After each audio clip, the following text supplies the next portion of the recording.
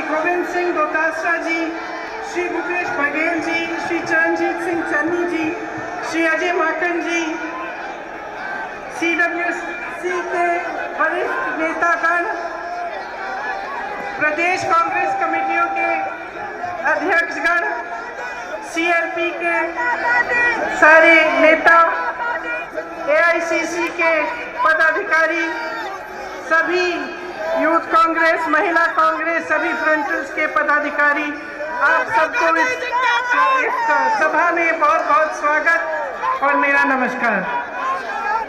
आज इस वीरों की धरती पर खड़े हुए मुझे गर्व महसूस होता है कि यहाँ की सरकार कांग्रेस की सरकार है। मुझे गर्व है कि राजस्थान में एक ऐसी सरकार है जिसने कोरोना जैसे भयंकर संकट में एक एक जन की मदद की, जो पीछे नहीं हटे, जो आपके लिए संघर्ष करते हैं और आपके लिए ऐसी योजनाएं लाते हैं जिससे आपका विकास हो।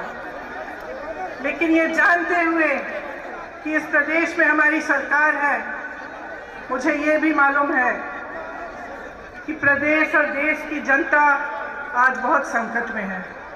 मुझे मालूम है कि जिस तरह से हमारा देश चल रहा है, जिस तरह की सरकार केंद्र में है, उसकी नीतियों से आप पर कैसे कैसे संकट है और आप किस संघर्ष से गुजर रहे हैं। आज ये रैली महंगाई हटाओ रैली है। आप सब इतनी बड़ी तादाद में यहाँ क्यों आए हैं? आप इसलिए आए हैं क्योंकि आपका जीना मुश्किल हो गया है। आप इसलिए आए हैं कि आज एक गैस सिलेंडर 1000 रुपए का हो गया है। आप इसलिए आए हैं कि सरसों का तेल आपको 200 रुपए में मिल रहा है। पेट्रोल और डीजल के दाम आसमान छू रहे हैं। आप इसलिए आए हैं क्योंकि आपका रोजाना का जीवन मुश्किल हो गया है और इस संघर्ष में आपकी कोई सुनवाई नहीं है। देखिए, दो तरह की सरकार होती है। एक ऐसी सरकार होती है जिसका लक्ष्य होता है सेवा, समर्पण और पब्लिक से सच्चाई की बात, और एक ऐसी सरकार होती है जिसका लक्ष्य होता है झूठ, लालच और लूट। और आज की जो केंद्र सरकार है वह यही दूसरी तरह की सरकार है। इसे अच्छी तरह से पहचानिए। जितना पैसा विज्ञापनों में खर्चा जाता है, उतना पैसा किसानों को क्यों नहीं दिया जाता?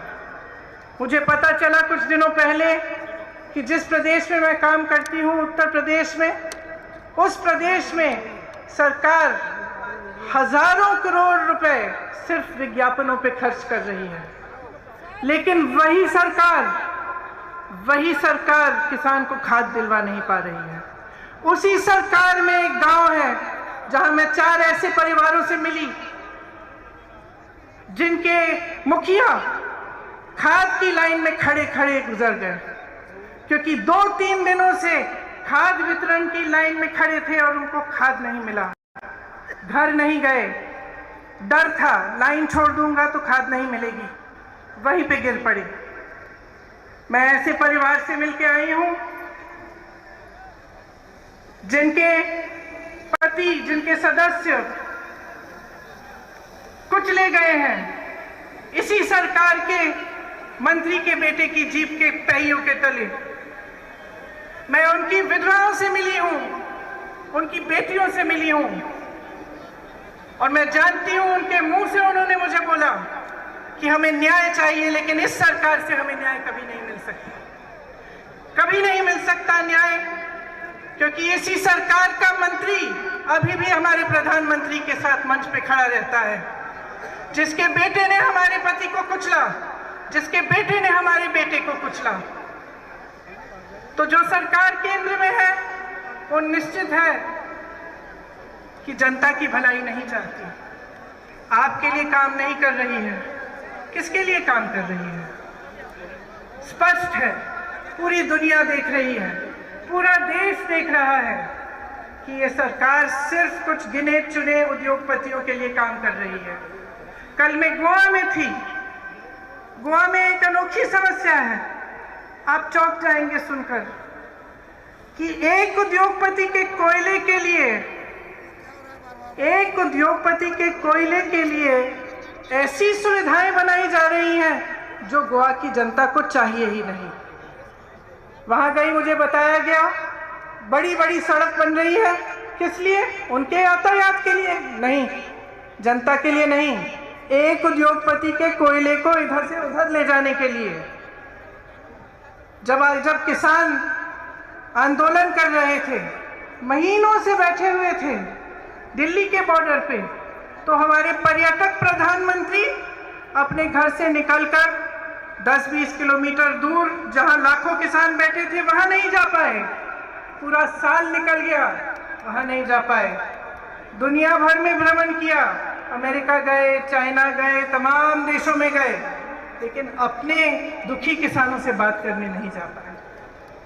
ये ऐसी सरकार है, समझ लीजिए, जहां पे प्रधानमंत्री पर्यटन में व्यस्त रहते हैं, अपने उद्योगपति मित्रों को एक दिन में हजारों करोड़ रुपए कमाते हैं, उनको कमाने में व्यस्त हैं। और वही सरकार है जिसमें आज इस देश का किसान एक दिन में मात्र 27 रुपए कमा रहा है। समझ लीजिए, आपने अपना विश्वास किस में डाला? जब आपने इनको चुना, आपकी एक आस्था थी, आपकी आशा थी कि देश तरक्की करेगा। उस समय बहुत बड़े बड़े भाषण देते थे कि 70 सालों में कांग्रेस ने कुछ नहीं किया। मैं उनसे पूछना चाहती हूँ, 70 साल की रट छोड़िए, हमें बताइए 7 सालों में क्या किया है। 7 सालों में हमें एक ऐसी संस्था दिखा दीजिए जो आपने बनाई शिक्षा के लिए। हमें एक ऐसा एम्स जैसा अस्पताल दिखा दीजिए। जिस हवाई अड्डे से आपका हवाई जहाज उड़ता है, वो हवाई जहाज भी कांग्रेस ने बनाया। और आज जो भी कांग्रेस ने बनाया, ये सरकार बेचना चाहती है, अपने उन्हीं दोस्तों को बेचना चाहती है। तो देख लीजिए, समझ लीजिए, मैं लंबी चौड़ी बात नहीं करना चाहती, सीधी बात कहना चाहती हूँ, इनकी नीयत क्या है।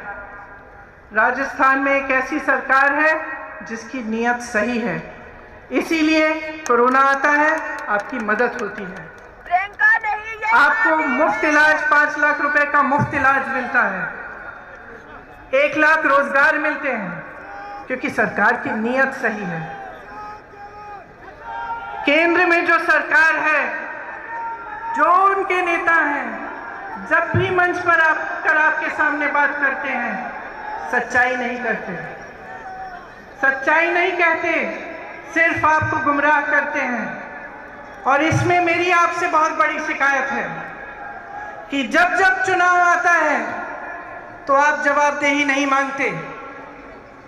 जब नेता समझ जाता है और एक राजनीतिक दल समझ जाता है कि देखिए चुनाव आएगा, मैं ऐसी बातें करूंगा जिससे जनता गुमराह हो जाएगी, जातिवाद की बात, सांप्रदायिकता की बात, ताकि जनता मेरे से विकास के बारे में पूछेगी ही नहीं। जब नेता के मन में ये बात बस जाए तो वो काम क्यों करेगा आपके लिए? जब एक राजनीतिक दल जानता है, उसका एक एक नेता जानता है कि चुनाव के समय आपके सामने फिजूल की बातें करेंगे, आपके सामने चाइना की बातें करेंगे, किसी और देश की बातें करेंगे, कुछ ना कुछ नया निकालेंगे, लेकिन आपके विकास की बात नहीं होगी, महंगाई की बात नहीं होगी, आप कैसे अपनी जिंदगी बिता रहे हैं, किस संघर्ष से आप गुजर रहे हैं, इसकी बात नहीं होगी। जब उनके मन में ये बसा हुआ है तो वो आपके लिए कभी काम नहीं कर सकते, क्योंकि उनको मालूम है कि वे जवाबदेह नहीं है।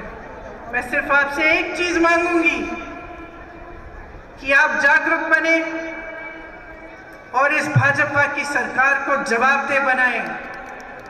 इन्होंने क्या किया है आपके लिए, पूछिए। किस वजह से इतनी महंगाई है इस देश में?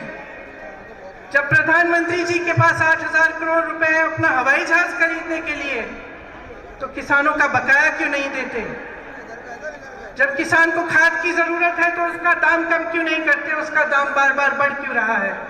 जब उनके उद्योगपति मित्र फूल रहे हैं, फल रहे हैं, तो हमारा किसान क्यों रो रहा है, क्यों मर रहा है? पूछिए, ये आपकी जिम्मेदारी है। इस सरकार की एक बहुत बड़ी जिम्मेदारी है आपके प्रति। आपका विकास, आपके देश की तरक्की, आपको आगे बढ़ाना, आपके बच्चों को एक मजबूत भविष्य देना। तो आपकी जिम्मेदारी है कि वो मजबूत भविष्य आप सरकार से मांगे, उनको जवाबदेह बनाएं और खड़े हो जाएं। आज ये सभा महंगाई की बात की है। मैं आपसे कहना चाहती हूं कि जिस तरह से आप महंगाई से लड़ रहे हैं हर रोज हम उसी तरह से अपनी जीत जान लगाकर आपके लिए लड़ेंगे। ये सिर्फ आपकी लड़ाई नहीं है, ये इस मंच पे बैठे कांग्रेस के एक एक नेता की लड़ाई है।